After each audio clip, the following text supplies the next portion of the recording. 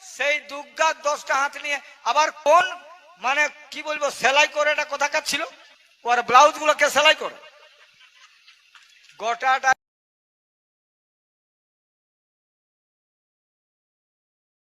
যে কোন পূজাটা করছিস, এই যে দুর্গা পূজা গায়ে হয় না, হয় না? বলো না ভালা, যদি দুর্গার 10টা হাত থাকে, সরস্বতীর 4টা হাত থাকে, ব্রহ্মার যদি 4টা মুড় থাকে, পঞ্চাননের 5টা নাকি মাথা থাকে, একটাও নাই আজকাল জন্মিত, কবও নাই, কোথাও নাই জন্মি পৃথিবীটাই।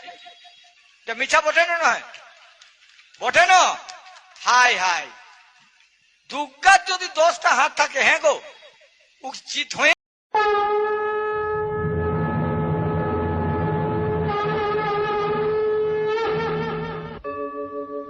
यदा यदा हि धर्मस्य ग्लानिर्भवति भारत अभ्युत्थानम् अधर्मस्य तदात्मानं सृजाम्यहम् परित्राणाय साधूनां विनाशाय च दुष्कृतां धर्म संस्थापनार्थाय संभवामि युगे युगे।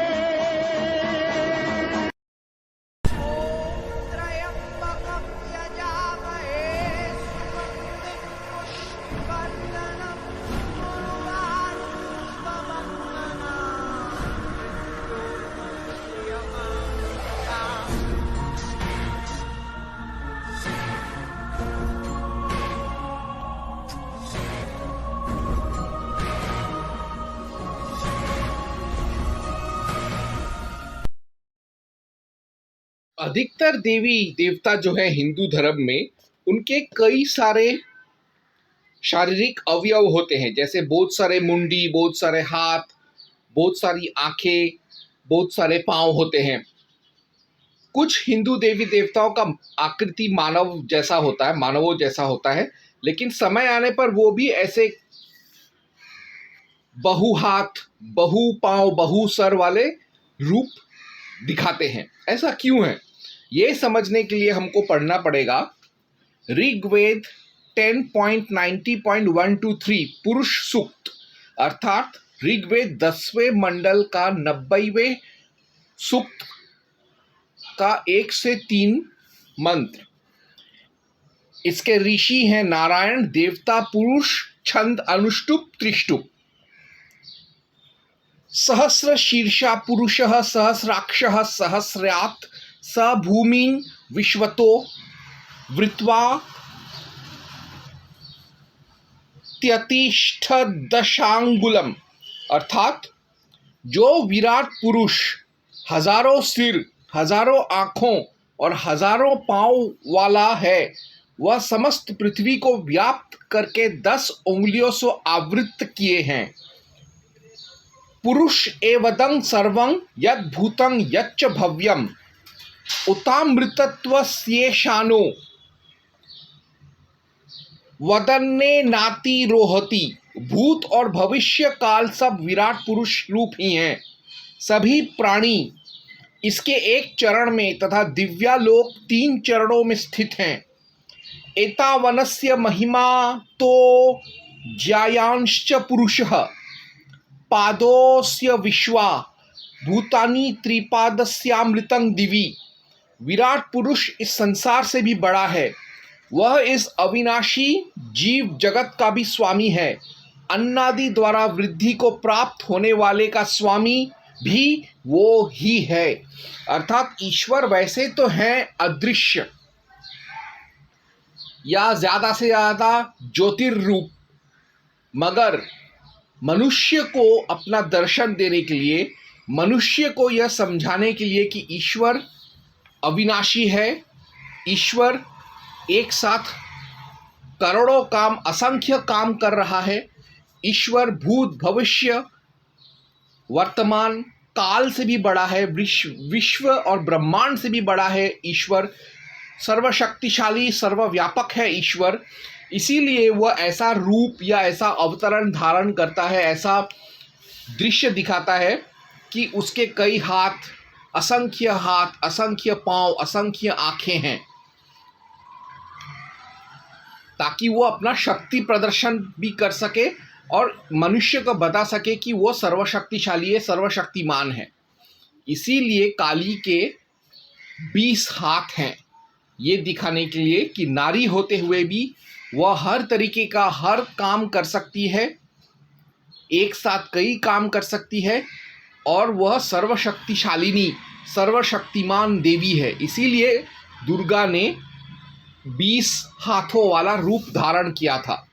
अब हम आगे इसी फलसफे को कृष्ण ने वापस भगवत गीता में अर्जुन और मानवता और महर्षि वेदव्यास कृष्ण द्वैपायना को बताया, ताकि वो पूरे मानव जगत को यही पुरुष सूक्त का ही सच्चाई, पुरुष सूक्त का ही दर्शन वापस से उन्होंने भगवत गीता में दिया, ताकि मानवता को वापस बताया जा सके और मानवता को वापस ईश्वर का सर्वशक्तिमान और सर्वशक्तिशाली होने का आभास दिलाया जा सके। ओम हनुमते नमः।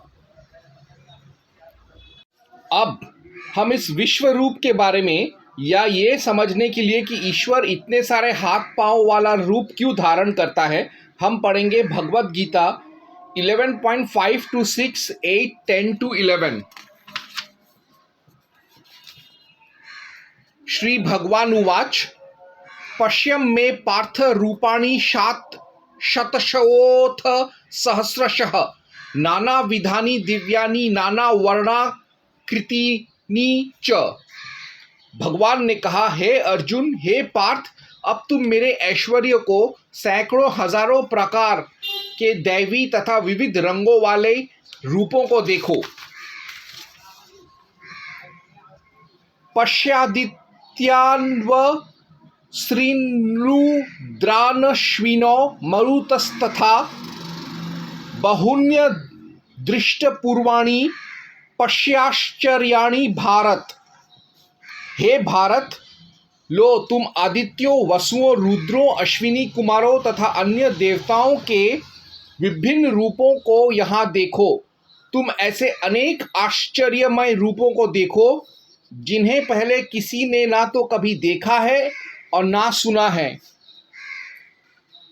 न त्रिमां शाक्यसे द्रष्टुमनेनैव स्वचक्षुषा दिव्यं ददामि ते चक्षु पश्य मे योगमैश्वरम।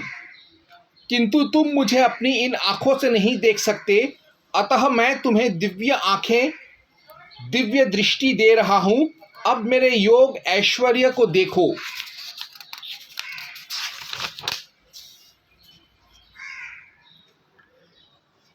अनेक वक्त्र नयन मनेकाद्भुत दर्शनम अनेकादिव्याभरणं दिव्यानेकोद्य तायुधम दिव्य माल्याम्बरधरं दिव्य गंधानुलेपनम सर्वाश्चर्यमयं देवमनंतं विश्वतोमुखम।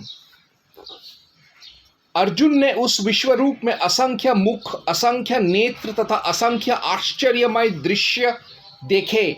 यह रूप अनेक दैवी आभूषणों से अलंकृत था और अनेक दैवी हथियार लिए हुए था। वह दैवी मालाएं तथा वस्त्र धारण किए थे और उस पर अनेक दिव्य सुगंधियां लगी थीं। सब कुछ आश्चर्यमय, तेजमय, असीम तथा सर्वत्र व्याप्त था। यानी ये ईश्वर जो है अपना सर्वशक्तिमान होने का प्रमाण जब मनुष्य मांगता है, तब इस तरीके का रूप दिखाते हैं, जिसमें मनुष्य को उस समय विश्व रूप में एक ही स्थान पर स्थित हजारों भागों में विभक्त ब्रह्मांड के अनंत अंशों को देख सकता है। ईश्वर को कई अलग अलग भगवान या देवताओं के रूपों में देख सकता है। एक ही साथ कई अलग अलग ब्रह्मांडों में व्याप्त देख सकता है, जैसा कि भागवत गीता के अध्याय 11 के दूसरे श्लोकों में हमको पढ़ने को मिलता है। तो मैंने आप लोगों को आज समझा दिया कि देवी के इतने सारे हाथ क्यों हैं, या दूसरे देवताओं के इतने सारे हाथ, पैर, आँखें क्यों हैं, वो इस तरीके का रूप क्यों धारण करते हैं, वो मैंने आपको दार्शनिक तौर पर, धार्मिक तौर पर समझाकर दिखाया है। अब और आगे बढ़ेंगे। ओम हनुमते नमः।